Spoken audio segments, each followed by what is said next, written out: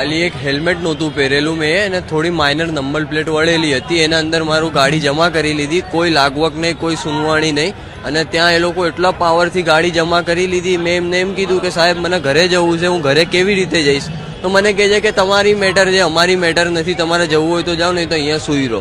આ જવાબ આપેલો છે મને. અને ગાડી જમા કરી લીધી છે. 7 દિવસ થયા, હજુ સુધી કોઈ ગાડી છૂટવાનો ચાન્સીસ જ નથી. આંબેડકર બ્રિજ ઉતરતા જમા કર્યું હતું, અને મારી જોડે લાયસન્સ હતું, આરસી બુક હતી પણ ઘરે પડી હતી, તો અહીંયા જમા કરી લીધી. તમે એવું કીધું ખરા કે આરસી બુક હમણાં આવીને આપી જાવ? હા, અમે કીધું તો મારી છોકરી હતી, એટલે ઘરે લેવા ગઈ ને તો એટલી વાર મેં એને જમા કરી લીધું. શું કહીને જમા કર્યું?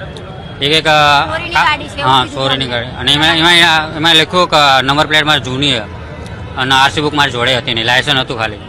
અમારી છોકરીને અમે લેવા પણ મોકલી દીધી હતી ઘરે, તોય પણ ના માન્યા. તરત મેમો ફાડીને અમને આપી દીધો.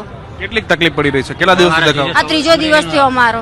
કારણ એક જ આપી દીધું, આરસી બુક નથી. તો મેં કીધું કે આરસી બુક નો ફોટો છે મારી પાસે, ફોટો બતાડી દઉં. તો મને કહે કે ના, ફોટો બી નહીં ચાલે, ડિજીલોકરમાં જોઈશે, કાં તો ફિઝિકલ જોઈશે, એ તો ગાડી ડિટેન કરી લઈશું. મેં કીધું કશો વાંધો નહીં, ગાડી ડિટેન કરી લો, તમારે જે ફાઇન થતો હોય એ હું આપવા રેડી છું. તો બી ના પાડી દીધી એમને. ત્યાં સોલાપ પોલીસ સ્ટેશન અત્યારે ડિટેન કરી લીધી છે ગાડી. અને બહુ ખરાબ રીતે વાત કરી છે, ગાળાગાળી કરેલી છે, અને હાથ ખેંચીને ઢસેડે ભેજી છે. ત્યાં બધાને, મારા સિવાય બીજા બધાને બી એવી રીતના કરતા હતા. પોલીસ વાળાનો સ્વભાવ બરાબર નથી. લાંબી કતારોમાં ઉભેલા આ લોકો પોતાનું વાહન છોડાવવા આવ્યા છે.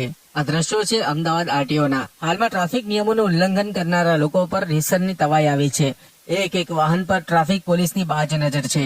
એમાં પણ જો કોઈ હત્થે ચડી ગયું તો પત્યું, સીધું વાહન જમા લઈ લેવામાં આવે છે. તમે વિડીયોમાં જે લોકોને જોઈ રહ્યા છો તેઓ પણ આ રીતે જમા થયેલું એટલે કે ડિટેન થયેલું પોતાનું વાહન છોડાવવા લાઇનમાં ઉભા છે.